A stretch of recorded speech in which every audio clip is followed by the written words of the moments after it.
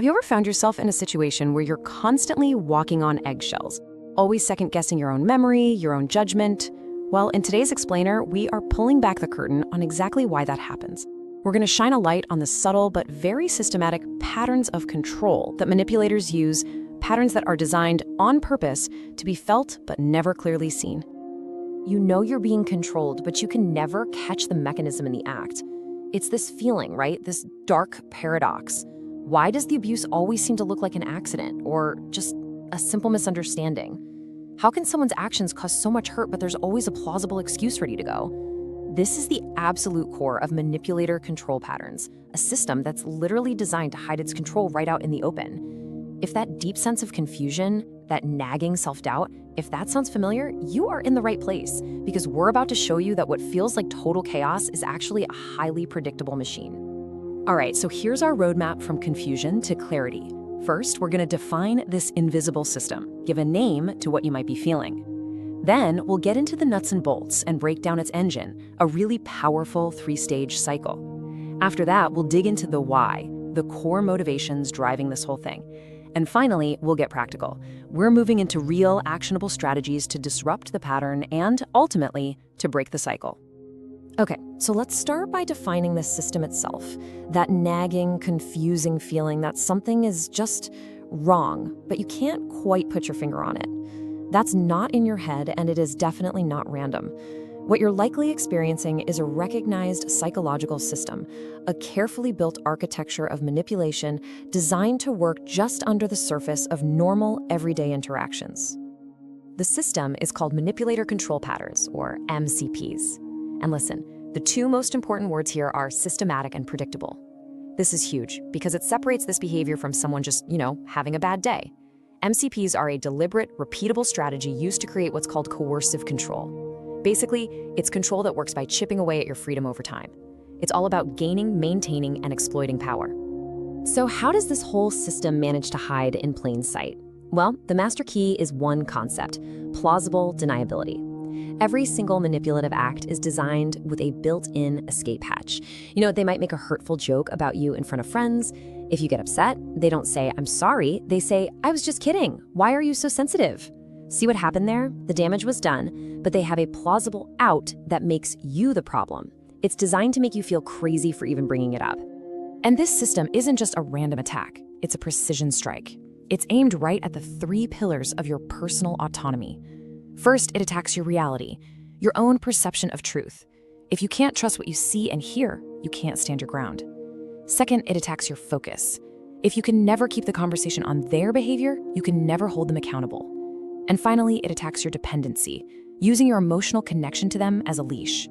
By hitting these three areas over and over, the manipulator just erodes your independence and gains control. Okay, now let's look at how these attacks are deployed in a predictable, self-fueling cycle. This is the engine of the machine we're talking about. And understanding this three-stage process, this is the key to seeing the manipulation as it's happening, not just figuring it out weeks later. This is the blueprint. So the cycle has three interlocking stages: reality erosion, focus diversion, and dependency reinforcement. It's so important to see this not as separate events, but as a continuous loop. Reality erosion makes you easier to divert. The focus diversion stops you from holding him accountable, which makes you feel more dependent. And that dependency makes you more vulnerable to the next round of reality erosion. It's a downward spiral. Let's break each stage down. The cycle almost always starts right here. Stage 1, reality erosion. This is the setup. The main goal is to make you doubt the reliability of your own mind, your memory, your perception, your sanity. They just systematically undermine your version of reality, chipping away at your confidence until you start to believe that maybe you are the problem. And the number one weapon they use here is, of course, gaslighting. This is a perfect example of how gaslighting works in a simple conversation. On the left, you have objective reality. You state a fact. You promised you would call at 8 p.m. Now, look at the response. It's a three-hit combo. First, the flat denial. "I never said that." That's a direct assault on reality. Second, the attack on your mind. You're misremembering again. See, it's no longer about their broken promise, it's about your faulty memory. And finally, the attack on your emotions. You're too sensitive. Your valid feeling is dismissed as an overreaction. Hear that enough times, and you really do stop trusting your own mind. So what happens if the gaslighting isn't working? Let's say you have proof, like a text message, and you confront them. The second they feel cornered, the system kicks into stage 2, focus diversion. This is pure misdirection. Their only goal at this point is to avoid accountability at all costs. They have to change the subject, and they're absolute masters at it. The most common tactic here is what we can call the spotlight diversion. Imagine you're holding a spotlight, shining it on their behavior. The second it gets too bright, they snatch that spotlight from you and pivot it right back onto one of your flaws. So you say, you lied about where you were. They fire back, oh, we're talking about honesty now? What about when you forgot to tell me you ran into your ex last week? And just like that, you're on the defensive, explaining yourself. The original lie? Completely forgotten. They've escaped again. So after your reality has been worn down and your focus diverted, you're left feeling dreamed, confused, and full of self-doubt. And this is the perfect time for the system to shift into its final phase, stage 3, dependency reinforcement. This is the hook. The goal is simple. Make sure you don't leave. Keep you emotionally tethered and compliant so you can keep providing them what's called narcissistic supply, your attention, your emotional reactions, your validation. This stage works like a powerful two-sided trap. On one side, you've got the reward, what psychologists call intermittent reinforcement. This is that unpredictable mix of bad and good. Just when you're about to give up, they'll have a good day, show you that charming person you fell for. This randomness is incredibly addictive. It works just like a slot machine in your brain, keeping you hoping for a jackpot of kindness that rarely pays out. On the other side is the hook, guilt tripping. I only get angry because you, or I wouldn't be so sad if you just... They turn your own empathy into a weapon against you. This push-pull creates an incredibly strong attachment called a trauma bond. All right, so we've covered the what, the system, and the how, the 3-stage cycle, but now we need to ask the most important question: why? What are the deep psychological drivers powering this whole destructive engine? Understanding the motivations of both the manipulator and the target is really the key to unlocking this entire dynamic. This here shows how these two motivations lock together like tragic puzzle pieces. The manipulator's goal is simple: impunity and supply. They want total control with zero consequences. They need your emotional reactions, but they absolutely refuse to be held accountable. Now, on the other side, the target's core drive isn't weakness. It's a deeply human need for anxiety reduction. The constant chaos creates intense stress. You just want the fighting to stop and for things to make sense. So to lower that anxiety, you give in, you apologize, which directly feeds the manipulator's need for control. Each side's motivation perfectly enables the others. And this brings us to one of the most crucial things to understand. This system doesn't prey on your weaknesses. It weaponizes your greatest strengths. Look at this. Your empathy is the perfect tool for them to use for guilt tripping. Your hope, that beautiful belief that things can get better, is what gets hooked by the intermittent reinforcement. Your logical need for coherence is the very thing that makes gaslighting so destabilizing. And your desire for peace is what eventually makes you give in. They take the best parts of who you are and use them as tools for control. Okay, we have now fully analyzed the system. We've seen how it's built, we've seen why it works. Now we get to the most important part. How do you stop it? This is where we shift from analysis to action. We're going to cover concrete, powerful strategies you can use to disrupt this pattern and start reclaiming your life. The first and most powerful tool is known as the JADE Disruption. JADE is an acronym: justify, argue, defend, and explain.